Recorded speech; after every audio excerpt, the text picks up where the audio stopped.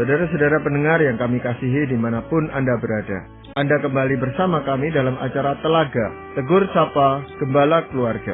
Saya Gunawan Santoso dari Lembaga Bina Keluarga Kristen akan berbincang-bincang dengan Bapak Pendeta Dr. Paul Gunadi. Beliau adalah seorang pakar dalam bidang konseling serta dosen di Seminari Alkitab Asia Tenggara, Malang. Perbincangan kami kali ini tentang dipakai Tuhan seperti Gideon. Kami percaya acara ini pasti bermanfaat bagi kita sekalian dan dari studio kami mengucapkan selamat mengikuti. Pak Paul, beberapa waktu yang lalu kita berbicara tentang panggilan Tuhan dan saat ini kita mau konkretkan dalam sebuah kasus yang nyata, yaitu tentang Gideon, Pak Paul ya.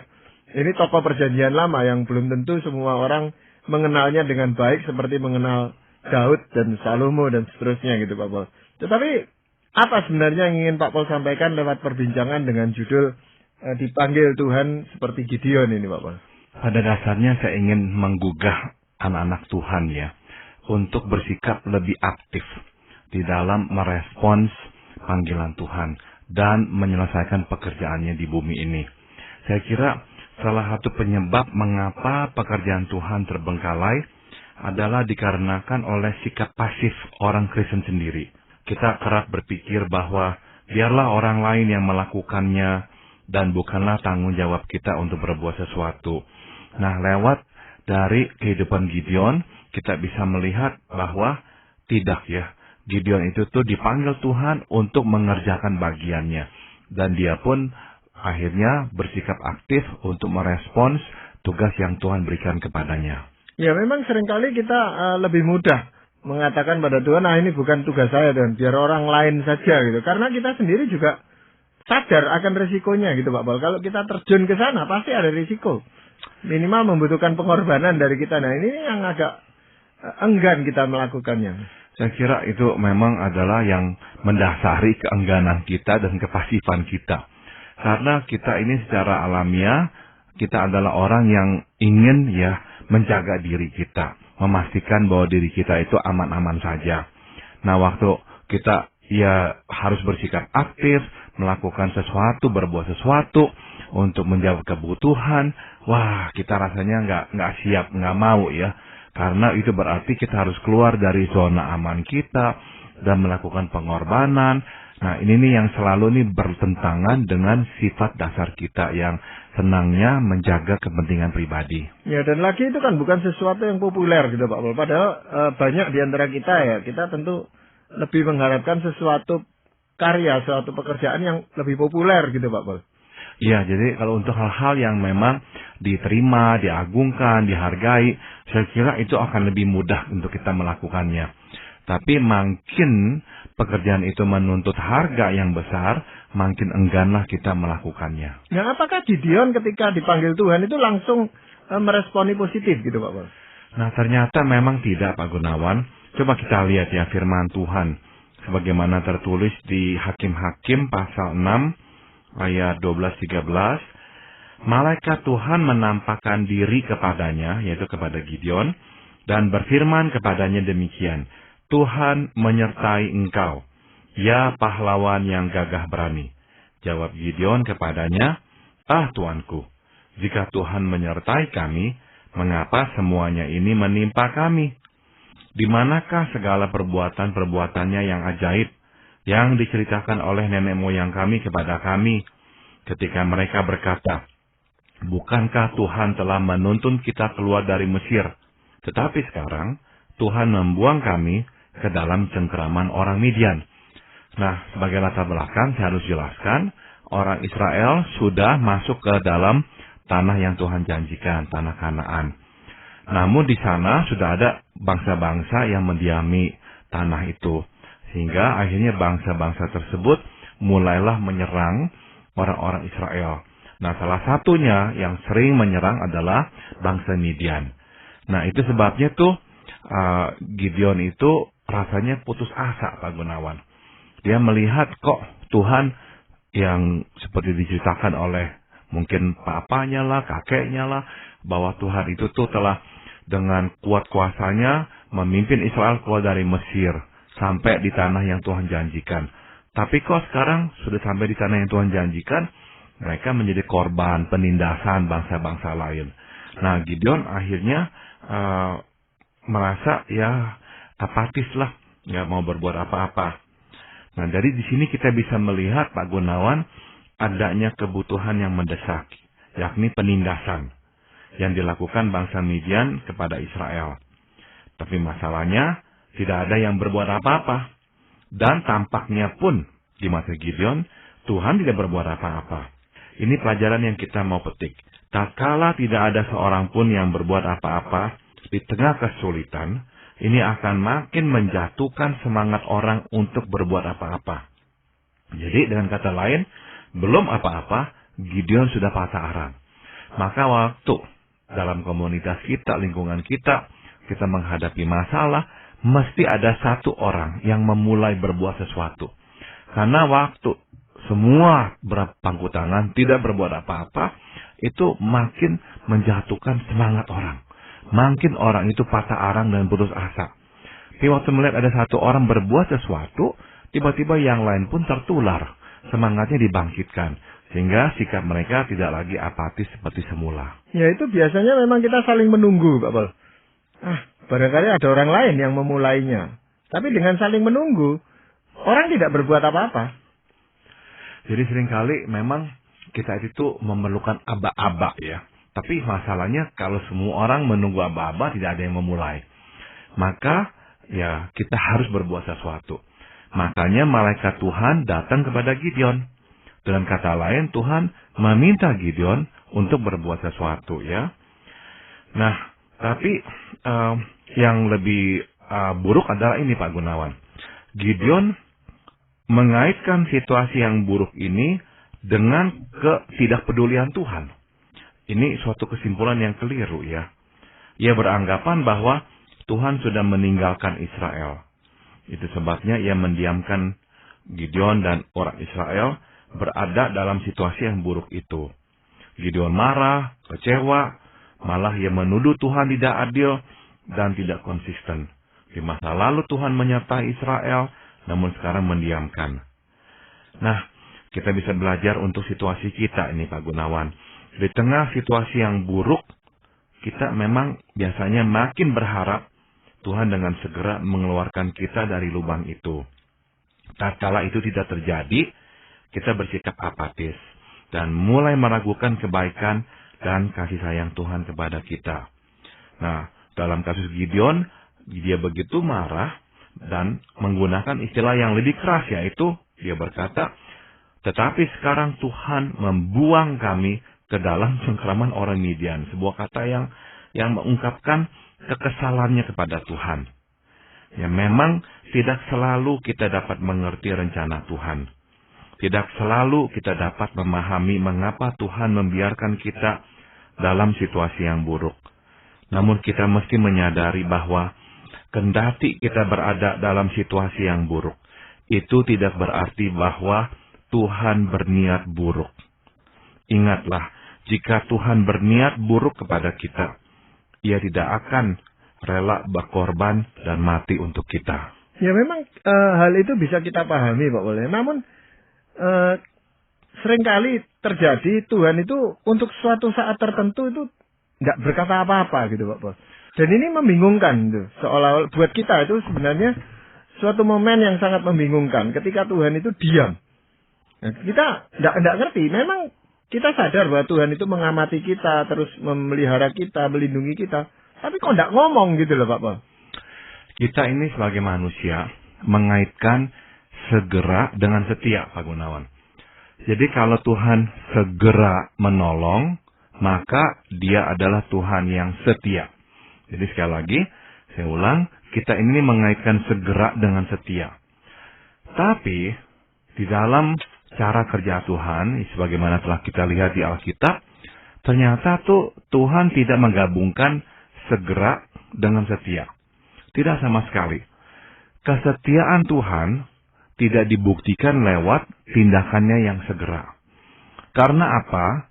Karena rencana Tuhan seringkali terlalu luas untuk bisa kita pahami dari sudut di mana kita berada. Terlalu terkait dengan begitu banyak hal-hal yang lainnya, Sehingga ada kalanya Tuhan memang membiarkan situasi itu berada untuk satu jangka waktu. Nah, di dalam kondisi itulah kita memang berteriak dan menuduh Tuhan tidak peduli. Tidak. Ya, dia tetap peduli, dia tetap setia. Tapi memang tidak dengan segera dia berbuat sesuatu.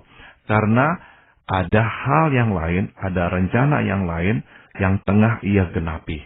Ya, tapi itu seringkali membuat seseorang itu untuk memilih jalan yang lain, Pak Paul. Contohnya misalnya Abraham itu ketika dijanjikan oleh Tuhan bahwa keturunannya banyak, lalu dia sampai tua tidak punya anak, lalu dia menikah lagi dengan pembantunya gitu, Pak Paul. Nah, disinilah memang Abraham itu seharusnya ya terus bertahan dalam imannya. Karena itulah yang Tuhan ingin lihat pada Abraham. Apakah dia bisa bertahan dalam imannya. Meskipun tidak melihat, tapi tetap percaya. Sebab itulah sebetulnya esensi iman. Tidak melihat, namun tetap percaya. Nah, sekali lagi, iman hanya dapat bertumbuh jikalau kita mengalami ujian seperti itu. Tidak melihat, terus tidak melihat, terus tidak melihat. Tapi apakah kita tetap percaya? Nah, Tuhan menginginkan iman yang seperti itu, yang tetap percaya. Nah, jadi waktu kita menghadapi suatu situasi yang buruk, kita terus mesti berpegang pada iman bahwa Tuhan setia. Memang tidak segera dia menolong, mengeluarkan kita dari masalah ini, tapi dia setia. Lalu bagaimana reaksi Tuhan, Pak Paul, menghadapi Gideon yang katakan marah dengan Tuhan itu? Nah, di Alkitab selanjutnya ditulis, lalu berpalinglah Tuhan kepadanya dan berfirman, pergilah dengan kekuatanmu ini dan selamatkanlah orang Israel dari cengkeraman orang Midian. Bukankah aku mengutus engkau? Nah, ternyata Gideonlah yang telah dipersiapkan Tuhan selama ini untuk menyelamatkan orang Israel. Ya, sewaktu malaikat Tuhan menemui Gideon, ia memanggilnya dengan sebutan pahlawan yang gagah berani. Dapat kita simpulkan bahwa Gideon adalah seorang yang gagah berani. Sebab kalau tidak, ya malaikat Tuhan tidak akan memanggilnya gagah berani. Kendati ia hanyalah seorang anak petani. Ya, dia bukanlah dari keturunan pasukan tentara atau apa. Tapi ya, dia seorang yang gagah berani. Kita memang tidak mengetahui dengan mendetail apakah yang telah dilakukan Tuhan untuk mempersiapkan Gideon menjadi seorang yang gagah berani. Namun yang pasti adalah Tuhan telah mempersiapkannya.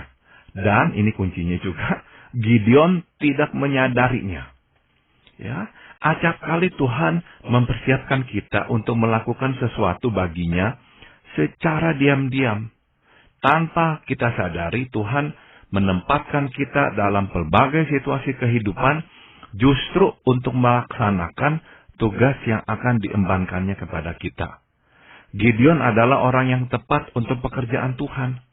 Sebagaimana kita ketahui, Tuhan menyusutkan pasukan Gideon dari 32.000 menjadi 300 untuk melawan bangsa Midian yang berkekuatan 135.000 orang.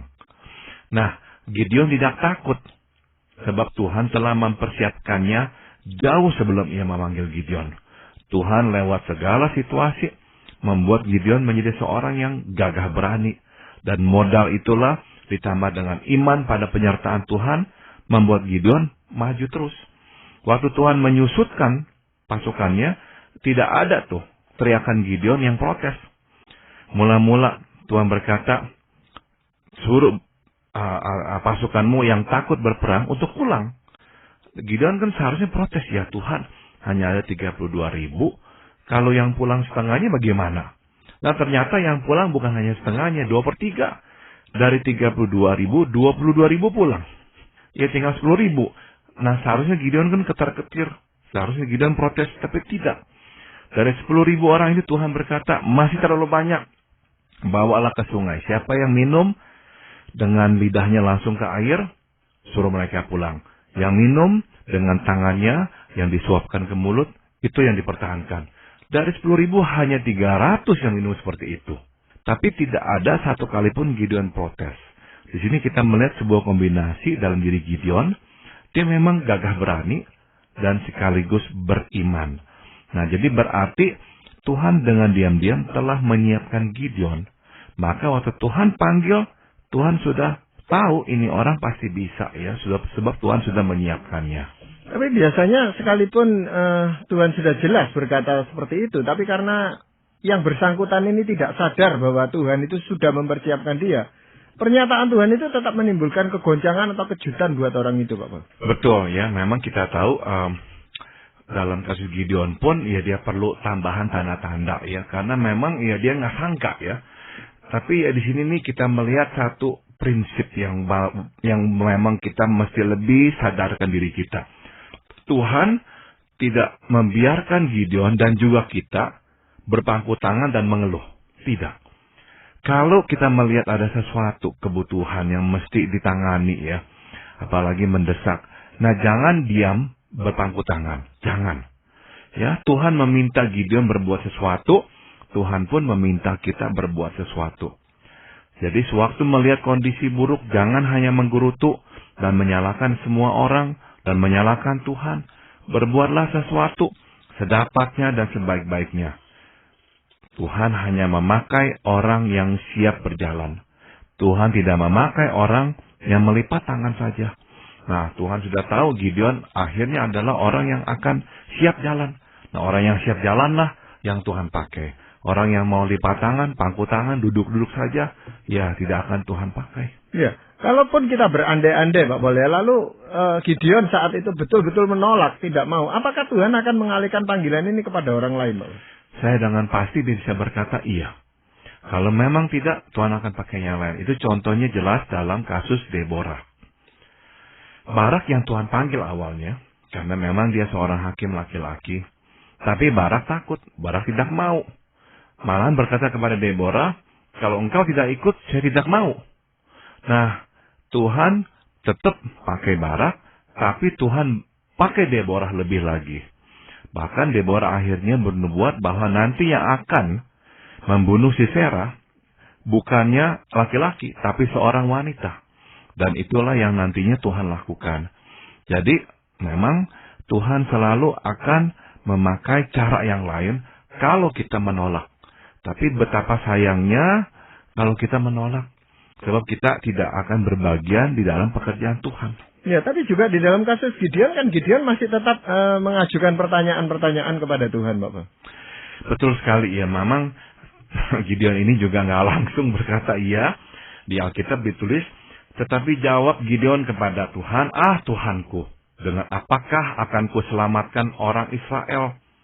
Ketahuilah bahwa kaumku adalah yang paling kecil di antara suku Manasye, dan aku pun seorang yang paling muda di antara kaum keluargaku.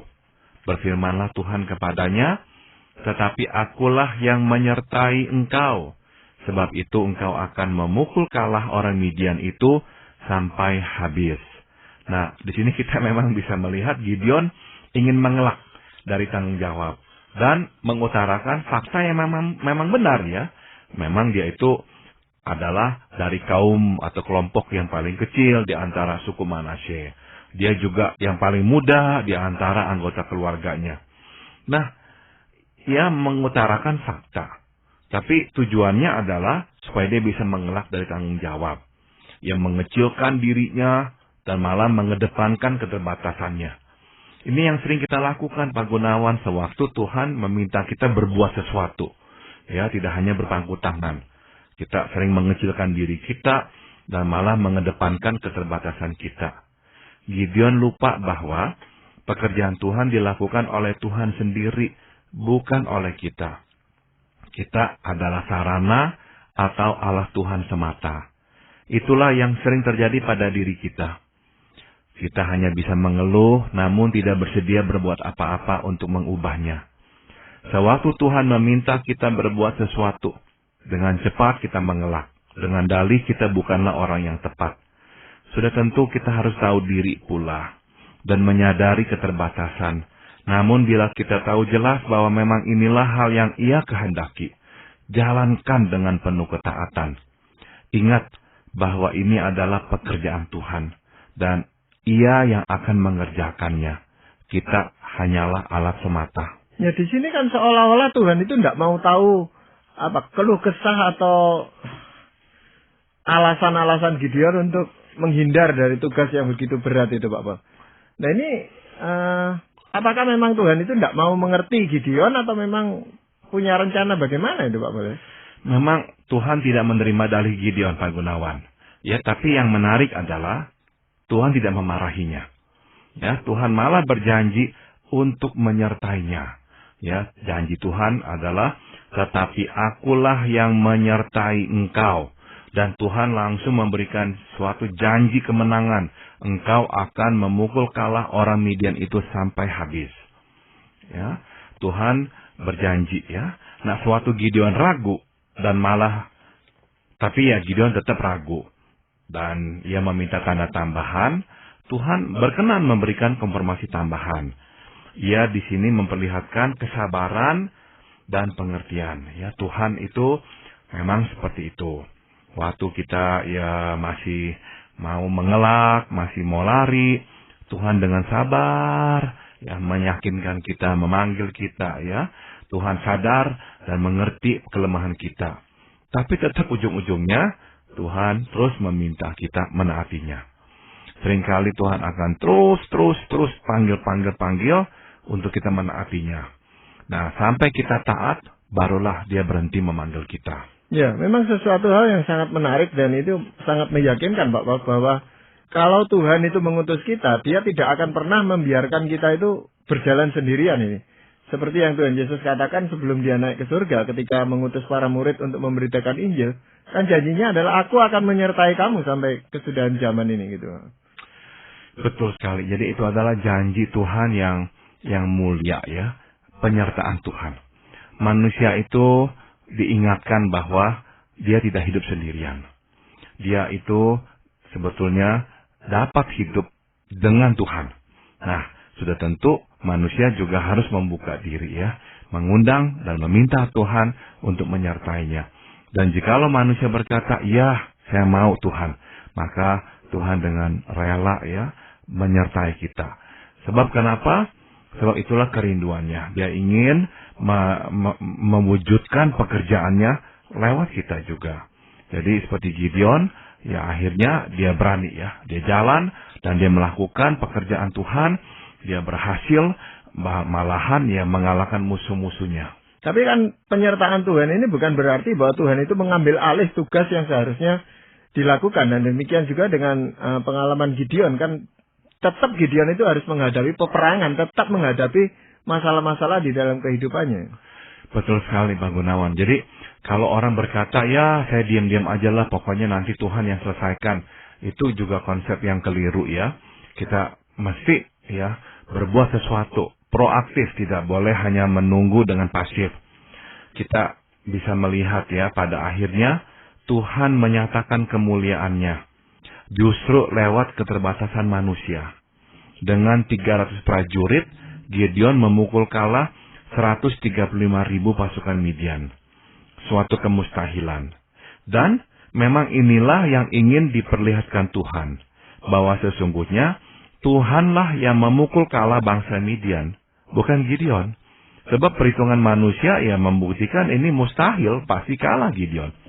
Namun Tuhan ingin menyatakan kemuliaannya dan membuat semua akhirnya menyadari bahwa bukan manusia, bukan Gideon dan pasukannya, tapi Tuhan sendirilah yang telah memberikan kemenangan kepada Gideon. Dari Gideon dan dari kita semua Pak Gunawan, Tuhan hanya menuntut dua hal, yaitu beriman dan taat. Itu saja, beriman dan taat. Singkat kata, dipakai Tuhan berarti menjadi alat untuk menyatakan kemuliaan Tuhan. Dipakai Tuhan sama sekali tidak berarti bahwa Tuhan bergantung kepada kita. Seakan-akan kalau kita tidak bersedia melakukannya, maka Tuhan tidak bisa berbuat apa-apa. Tidak sama sekali. Tuhan tidak membutuhkan kita untuk melakukan pekerjaannya. Ia mengajak kita terlibat supaya kita semua dapat menyaksikan kemuliaan Tuhan. Ya memang dua hal itu saya rasa sulit untuk pisahkan walaupun memang berbeda antara iman dan ketaatan. Bagaimana seseorang bisa berkata dia beriman tapi tidak taat? Atau sebaliknya bagaimana dia bisa taat kalau dia tidak beriman, kan begitu Pak Paul? Betul sekali. Dengan kata lain, ketaatan adalah bukti kita beriman. Ya, jadi ketaatan adalah bukti kita beriman. Namun, waktu kita itu taat, itu sebetulnya juga menyatakan bahwa kita memang beriman. Kita tahu bahwa Tuhan menyuruh kita melakukan satu hal yang benar, yang pasti akan terjadi. Makanya kita menaati. Maka keduanya merupakan sebuah kesatuan, seperti satu koin dengan dua sisi. Waktu kita beriman, kita buktikan lewat ketaatan. Dan waktu kita taat, sesungguhnya kita juga sedang beriman. Karena kita tahu yang dia perintahkan itu pasti menjadi kenyataan. Maka kita menaatinya. Nah, padahal ketaatan itu selalu menuntut suatu pengorbanan dari seseorang gitu Pak Paul. Rasanya tidak ada ketaatan itu yang tidak ada pengorbanan yang dibutuhkan itu. Betul, jadi memang dalam kasus Gideon pun, ya memang ada harga-harga yang harus dibayarnya kalau kita membaca kitab Hakim-Hakim. Tapi ya Gideon rela membayar semua itu karena kita bisa melihat Gideon akhirnya tahu bahwa dia tidak bisa berpangku tangan. Dia tidak bisa berharap orang lain yang akan bergerak, yang berbuat sesuatu. Tuhan sudah memanggilnya, berarti ya udah dia harus taati, dia harus lakukan. Dan Tuhan membuktikan perkataannya, Tuhan memberi kemenangan kepada Gideon. Sehingga Gideon berkesempatan melihat kemuliaan Tuhan. Maka setelah itu Pak Gunawan, Gideon waktu diminta untuk menjadi kepala atau seperti hakim bagi semua orang Israel, Gideon menolak memang. Sebab kenapa? Gideon tahu bahwa bukan dia kok yang telah memberikan kemenangan kepada Israel, tapi Tuhan sendiri. Ya, jadi memang saat ini sangat dibutuhkan Gideon pada zaman ini Pak Paul ya, untuk mengubah kehidupan ini. Terima kasih Pak Paul untuk perbincangan ini, dan para pendengar sekalian, kami mengucapkan banyak terima kasih Anda telah mengikuti perbincangan kami dengan Bapak Pendeta Dr. Paul Gunadi dalam acara Telaga, Tegur Sapa Gembala Keluarga. Kami baru saja berbincang-bincang tentang dipakai Tuhan seperti Gideon. Bagi Anda yang berminat untuk mengetahui lebih lanjut mengenai acara ini, silakan menghubungi kami lewat surat. Alamatkan surat Anda ke Lembaga Bina Keluarga Kristen atau LBKK, Jalan Cimanuk 56, Malang. Anda juga dapat menggunakan email dengan alamat telaga@indo.net.id. Kami juga mengundang Anda untuk mengunjungi situs kami di www.telaga.org. Saran-saran, pertanyaan, serta tanggapan Anda sangat kami nantikan. Akhirnya dari studio kami mengucapkan terima kasih atas perhatian Anda, dan sampai jumpa pada acara Telaga yang akan datang.